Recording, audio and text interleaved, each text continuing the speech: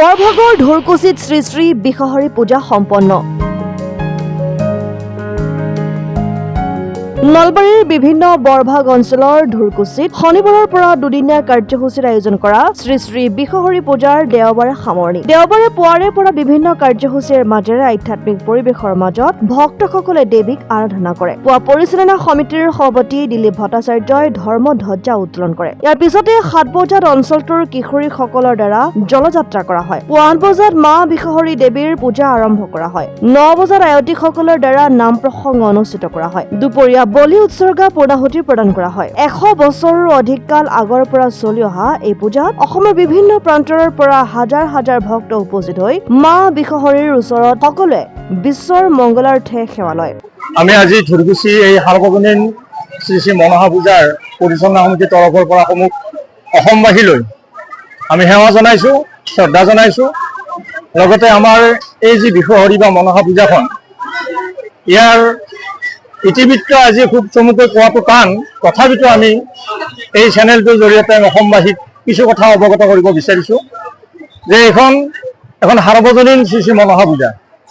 মনসা পূজা আন এটা নাম বিশ্বহৰি পূজা।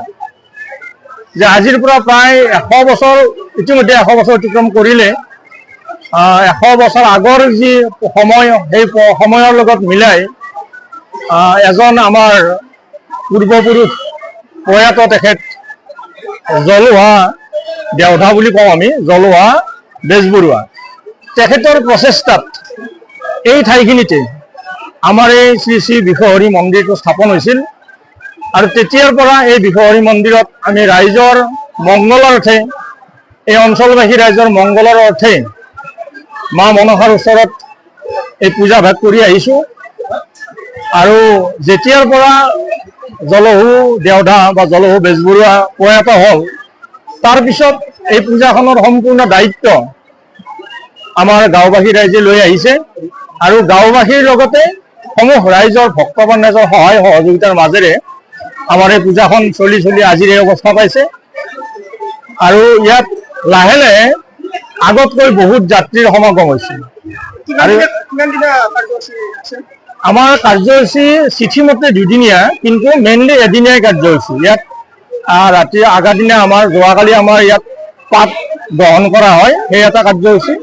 আৰু আজি ৰাতিপুৱাৰ পৰা পূজা এখনৰ যিটো আধ্যাত্মিকতা, এইটো সম্পূৰ্ণভাৱে আমি এটা কাৰ্যসূচীৰ মাজেৰে পৰিচালনা কৰাৰ কাৰণে চেষ্টা কৰোঁ। আৰু ইয়াত ৰাইজৰ সম্পূৰ্ণ সহায় সহযোগিতা আমি পাওঁ।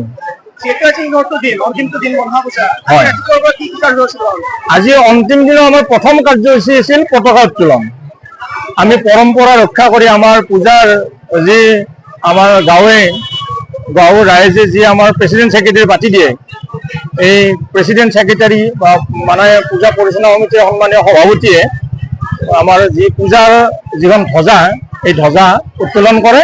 আৰু তাৰ পাছতে আমাৰ পৰম্পৰাগতভাৱে ক্ৰমাগতভাৱে পূজাৰ যিবিলাক কাৰ্যসূচী আছে চলি থাকে। পুৰোহিতে 8টা বজাত পূজাৰ কাম আৰম্ভ কৰিছে। তাৰপিছত পানী তোলাই আমাৰ সৰু সৰু 7জনীমান কিশোৰী ছোৱালীৰ দ্বাৰা এটা আধ্যাত্মিক পৰিৱেশত তেখেতসকলে পানী তোলে, জলযাত্ৰা বুলি কয়। তাৰপিছতে পুৰোহিতে পূজা আৰম্ভ কৰে।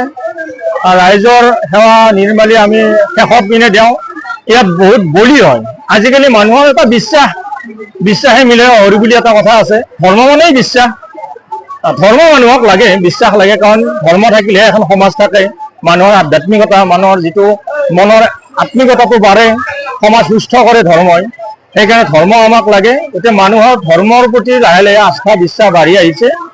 আৰু নিশ্চয় ৰাইজে নিজৰ মনৰ যিবিলাক আশা আকাংক্ষা কামনা থাকে, মা মনসাৰ ওচৰত সেৱা লৈ নিশ্চয় তেখেতসকলে এই ফলবোৰ পাইছে।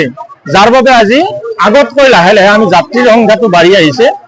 আৰু এই যাত্ৰীৰ প্ৰতি লক্ষ্য ৰাখি, পূজাৰ লগত সংগতি ৰাখি আমি যাত্ৰীসকলক পূজা মানে মানৱ ধৰ্মৰ এটা শ্ৰেষ্ঠ ধৰ্ম।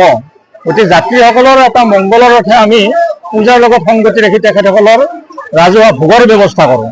এই ভোগ কিন্তু ৰাইজৰ ফালৰ পৰা দানৰ জৰিয়তে আহে। বহুত দাতা আছে, তেখেতসকলৰ দানৰ জৰিয়তে আমি এই ভোগৰ ব্যৱস্থা কৰোঁ। আৰু প্ৰায় 2500 যাত্ৰী ইয়াত লগ লাগে। আমি সকলোৱে শৃংখলাবদ্ধভাৱে ৰাজহুৱা ভোগ মাৰ আশীৰ্বাদ হিচাপে গ্ৰহণ কৰোঁ। আৰু তেনেদৰে পূজা ভাগ চলি আছে।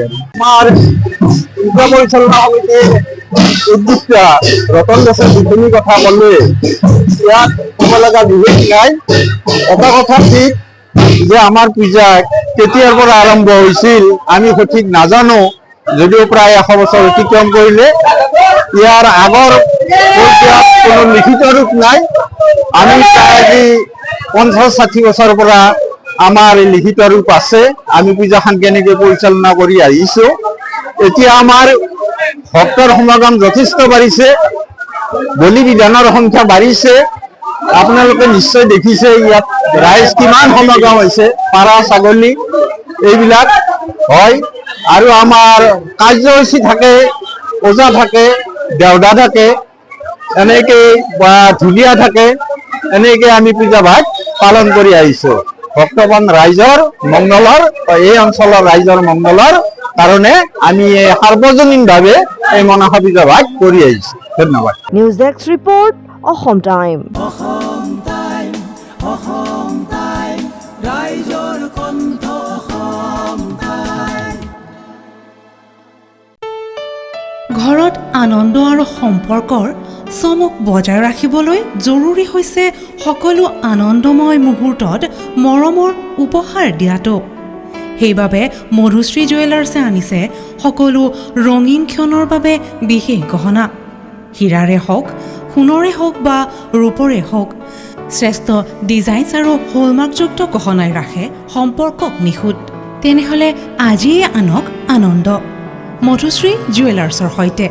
যোগাযোগ কৰক 7002800341 নাইবা ভিজিট কৰক LNB ৰোড, নলবাৰী, অসম।